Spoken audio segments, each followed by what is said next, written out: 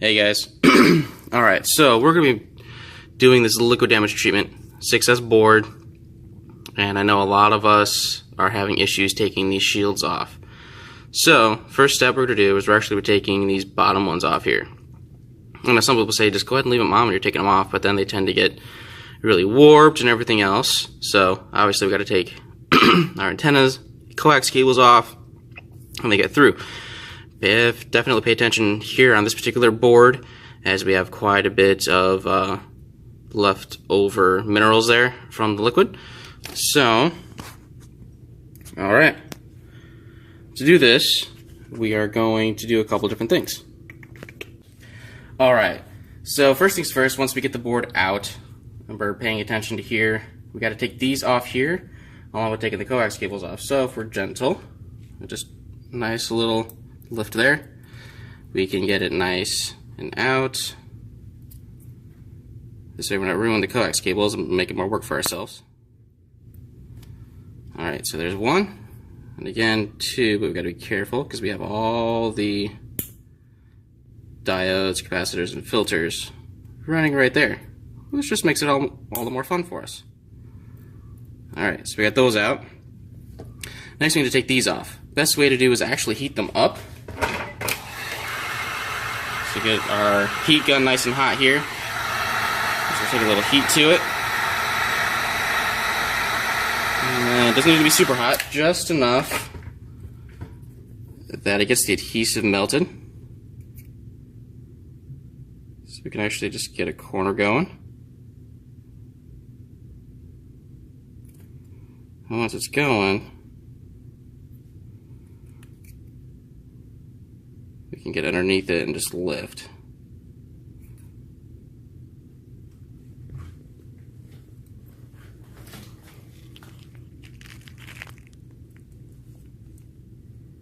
And if it sticks a little bit, then you know you need just a hair more heat. Just want to go back, add a little more heat.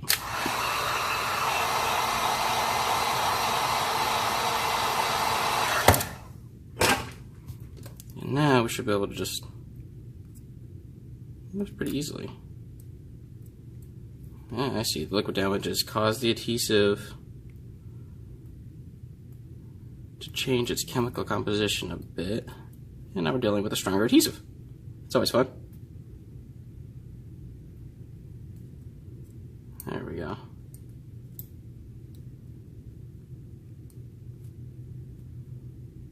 And then we can grab the white so it doesn't tear. And then that's how we get that off. So, exposes quite a bit when we take those off to do the liquid damage. Now we do the bottom one. Again, don't need a bunch of heat as we don't want to melt anything. At least not yet. I usually find it easiest to start right here.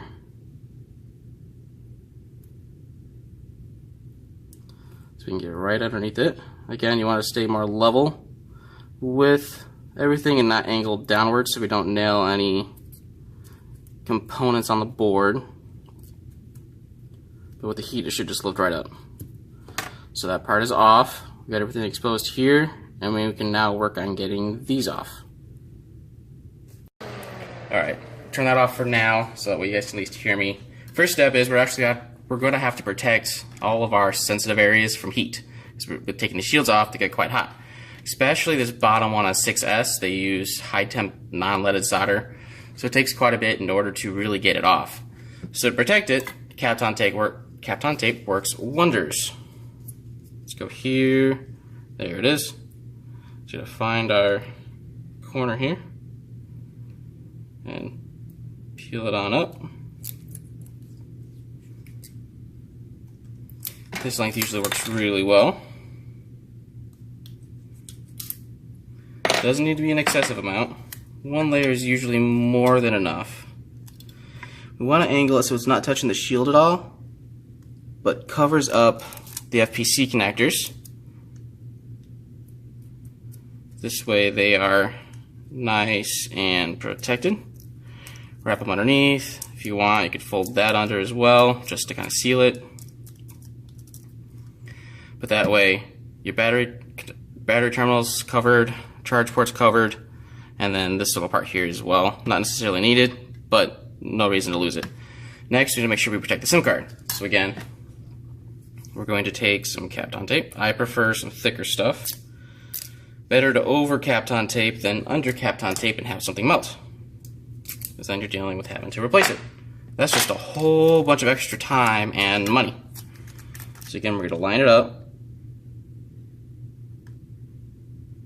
so that way the plastic's covered. You can cover this shield for now, because that doesn't matter, because we'll take the Kapton tape off for that and readjust. Much better to do it that way, to make sure we get this bottom one off without as much damage as possible, than to have this not covered and not have that covered completely as well. So now that we're here, our first step, get it in the clamp. That way it's nice and solid, you can do what you need to do with it, and it's not moving. Alright, now we're going to get our soldering iron going. Get everything on. Now, our best friend's going to be flux. Okay, we don't want to use too much because then it's going to work its way underneath and then it's going to transfer heat to the components. But just a little dab on every spot that has a little bit of solder right here. It's like little joints. So just enough on both sides, so that way when we do go and do everything with low melt alloy, even regular solder works. Regular leaded solder, if you don't have any low melt alloy, works really well. So now that it's here, got my little stick of low melt alloy left. It helps reduce the thermal threshold of which it melts on the outside, which then means we only have to deal with the one on the inside here. So it definitely helps us out in that aspect. So we're now going to take our soldering iron, nice and hot. So we're going to get it nice and clean, get any oxidation off of it. Go through here. Again, just make sure it's nice and clean. Go back and clean it off. If you find that it's not clean enough for you, you can still use regular leaded solder. Accomplish the same thing as the Chip Quick tip tinner. And just put it on, clean it off, put it on, clean it off. Works really well. Filling a sponge with damp water, just so it's the point of being damp, not soaked, but damp, will also help get it clean. So now, first things first is we're going to just take a little bit of this as we go. Get it to stick a little bit, just kind of fill in the area. Nope, I do need to turn the fan on for this part. There's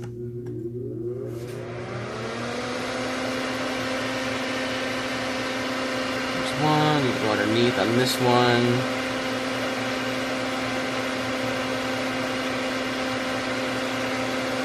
This one's on the underside a little bit, so you gotta be careful of that one, because it's not directly on the side like the other side. So you want to get it kind of in there. Same thing right here. But you don't want to go too far under, or you're going to start hitting components on the other side, again, adding more work for yourself. Low melt alloy does have some flux already in it, which is why we don't need a massive amount when installing it. But it's best to make sure you do keep fresh, clean flux on the solder joints and what you're working with. It's going to make things easier for you. It's going to draw the solder on there for you. And as you can tell, it took a little bit for the solder to stick. Once the solder melted, it was able to mix itself together. Just kind of go back and forth a little bit. That way, it draws the other solder in and out, and it kind of mixes together. Now we're going to go back to the other side. This side's easier. The other side is the hardest one in order to get the low melt alloy on. Again, just kind of go through, take a little bit up. Just through here. This flux grabbed all of it. That's okay. We can have extra. It's not going to harm anything, as long as it sticks to the metal areas where the flux is at. It's a little much, so before it goes everywhere. Put it over there, and again over here. this way we're going. You don't want to use too much because low melt alloy is pretty expensive. So use it sparingly. But with the 6S, we don't want to ruin any internal components. So this is a situation where it's okay to go ahead and use low melt alloy. See what we got through here. We got it all worked into the joints. We're going to clean our tip off. From here, add a little bit of solder. Put it away and let it sleep. Alright guys, so now that we have everything set up here on the low melt alloy side, we didn't get over here or over here because they're tiny spaces. We don't want to hit anything we don't need to, but simply getting some of the major soldering areas allows us to get lift, which helps us get this right here on the inside where we have more high temp solder joints. Again, it's going to take a lot of heat, but we have to work with it. So again, we add a little bit of flux, both sides. Not too much so it doesn't go on the inside. And then I usually work from this side. 1, I'm left-handed. 2, this side's easier to heat up and lift up. This is going to be a hard spot. This is going to be a hard spot. This side lifts up fairly easily as long as you don't nail this, and this one's not bad either. This is going to be a hard area, and this is the hardest area of all. So we're going to turn on our smoke absorber. Don't want to be breathing the stuff in. Turn our hot air on. Let it heat up. I go for about as high as I can get, with as much airflow as I can get, simply for the fact of I want to get this hot before the heat transfers into everything else. Because the heat will transfer from here all the way to this area here if you give it enough time and heat. So we want to do this fast as we can. If it takes more than 30 seconds a minute, give it a little time, let it cool down, start fresh. You don't want to overheat everything. We're going to have components that are folding over each other because the solder melted underneath them. We don't want to reflow this whole thing. So, to start, we're going to go here. I use fine point tweezers, stick just the tip in right here, and then I can actually put my other tip here and like twist a bit to create a little bit of lift. Again, we're just going to kind of stick some heat. You want to start on the side to get the low melt alloy melted. Both sides. Make sure those stay melted, and then from here we just kind of sit in the middle. You go from the sides on occasion, make sure that those stay nice and melted. There. If you can get the sides lifted, it helps out. Don't put too much going on, but we do want some. See, all of a sudden we got lift. So now we can slide in under a bit. Again, keep towards the top. Now, since we got one corner lifted, we're going to work on the other.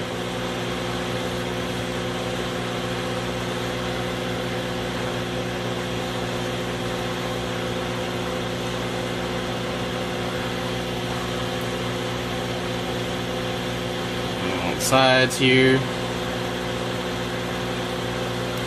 There we go. Add a little bit more of a lift to it, and I went here, so now we're going to go here, back and forth, slide in a little deeper, and wiggle it back and forth a little bit, gives it a little extra breaking of the solder joints, and try to hit this a little bit more, so we're not hitting anything we don't need to be. There we go. That is the hardest one. Alright, so as you can tell, we've got the bottom shield off, the hardest one, which we did first simply because we don't want the heat to get into this section either, so we just leave it on as a safety precaution. I know you could say, why not just leave the bottom stuff on? Again, it warps, ruins the adhesive on them, and it just isn't worth it, especially considering the heat's pretty much right here directly on it, unless you go underneath, which we don't want to do. Now we're going to take this shield off, which means we have to take this Kapton tape off. So, I'm going to start by taking the Kapton tape off. Always fun sometimes, especially after I get some heat. Sometimes it doesn't like to let go. So just be gentle pulling it off, so that way the adhesive doesn't take anything with it. Really shouldn't, as long as it didn't do anything. That's not the end of the world. That tends to come off when we do liquid damage treatment anyways. Just kind of like a thermal pad for it. But again, nothing major. Works just fine without. Toss off to the side. Now we're going to add Kapton tape here and back again here, but lined up more on this side. So put that here right now, and where'd my Kapton tape go? There it is. Who would think you could lose such a big roll? Alright, again, take one that's about maybe 3 inches in length. Do scissors, X-Acto knife, doesn't matter. Apparently I need a new blade. Alrighty, so let's fix this corner here real quick. Alright, again, we're just going to take it, line it up to protect SIM card tray. We don't want to send it to a micro soldering specialist in order to replace that thing. So there's that. Now we cover these up. Again, don't really need to if you're really confident, but as a safety precaution, it's best practice to go ahead and cover them. That way, you don't accidentally make a mistake and nail it. Better safe than sorry. Spend a little more time now doing it correctly than with trying to fix your issues later on. So we're just going to cover that up. Go here, we can fold this underneath. This side's not really going to fold under because we have that there, so we can kind of just do that. Kind of keeps it in place. Now, we're going to hold the one device this direction. This side, we can just edit that off. Is it Scott? Oh, hey there. There we go. Right. We can trim it later. Yo, yeah, I got it all this out front there. So, Good deal. You ready? Yep, we're rolling. And resume. Okay, so we're gonna get this heated up. We don't have to add anything to this one. Again, we're just gonna add a little bit of flux to it just for transfer purposes. Other than that, we do not need much of anything. Simply for the fact of this one is like your standard shielding. Comes right off nice and easy. Best spot to really pick it up is right here. Again, left-handed, so I'm going to flip this over on this side.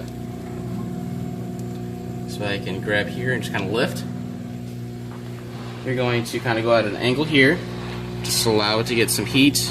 You can go over here real quick, and then again over here. If you hit the sides, those things to really kind of melt. Just hit the center.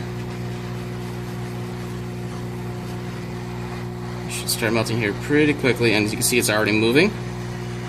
So since this is the weak side, we're going to go this side, then follow it around. This way it goes, and it just comes right off. And there you have it. From here, all we need to do is take the Kapton tape off, throw it in our liquid cleaning solution, we're good to go.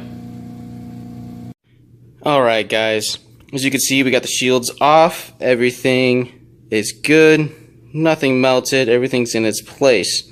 So now what we gotta do is clean up the liquid damage. We got a little bit of corrosion right there, so this is why we take the shields off. Again, that doesn't always get underneath. So with that one, we're gonna take care of that, especially this spot right here. So now, we're gonna use our Ultrasonic cleaners. My settings, a little off, 5 minutes. We don't want to do this too long. 60 degrees Celsius, 140 degrees Fahrenheit is the optimum temperature to run this at. So once it's all set up, you're going to degas the water in there with the correct amount that Ryan has already told you guys.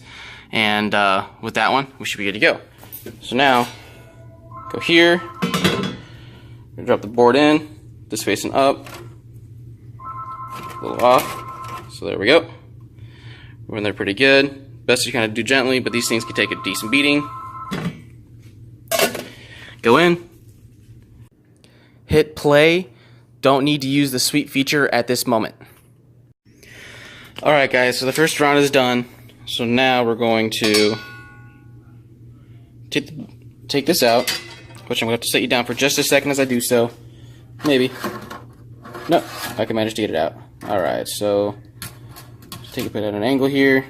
I was going to grab the board. Oops, sorry. It is going to be a little toasty, so be careful. Now we actually are going to have to hand scrub this thing. So for my hand, let's grab point of view. To take it, we're just gonna go like this, and then again like this on both sides. Okay. so that way we can get both sides cleaned and everything else. I'm going to have to pause the video while I do so, that way I can use both my hands to do it. Alright, so now that we're all hand scrubbed, this just makes sure that anything that's kind of residual but loosened easily comes off. You could do it before you throw it in there as well if you'd like to, but this one wasn't bad enough that I didn't think it really needed it. Oop, sorry, I'm losing focus there. There we go. So now we're going to flip it over, put it in on the other side here. So now we're in here again. Since we flipped the board over, we are now exposing a different area of the board to the cavitations created when using the sweep feature in the ultrasonic cleaner. That way we get different BGA chips cleaned underneath, and this should be the last time that we need to use the ultrasonic cleaner this time around on this cleaning. Alright guys, so it's all done. I did another hand scrub just to verify that everything is kind of clean on it. I didn't see any particular corrosion on this one. So now we're actually going to go and get it dried, which requires a couple of steps. First one, I need to go over here to our other ones. I'm going to put you guys down real quick. There's going to be a lot of noise as I use the air compressor from about this far away to blow the remaining liquid off.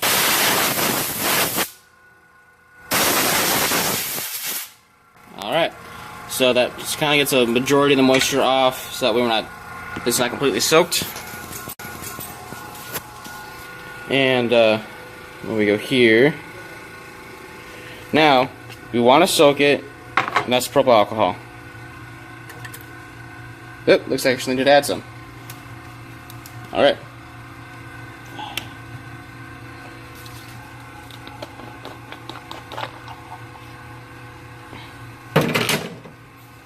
Alright, so let's add some in there. There we go. Sorry about that, guys. Alright. So, with this here, I just use our old ultrasonic cleaner as a little extra layer of cleaning to it. But not a necessity. You can just let it sit. I'll let it go at least 5-10 minutes in this alcohol. Most people say just immediate contact is already kind of soaked through. The thing is that you have all this filling here that liquid has time to get to and work its way through as it sits in the ultrasonic cleaner. So we want to give alcohol the same amount of time to work its way under into this, along with under the processor and everything else. Because again, we have underfill here that it takes time for things to work through sometimes.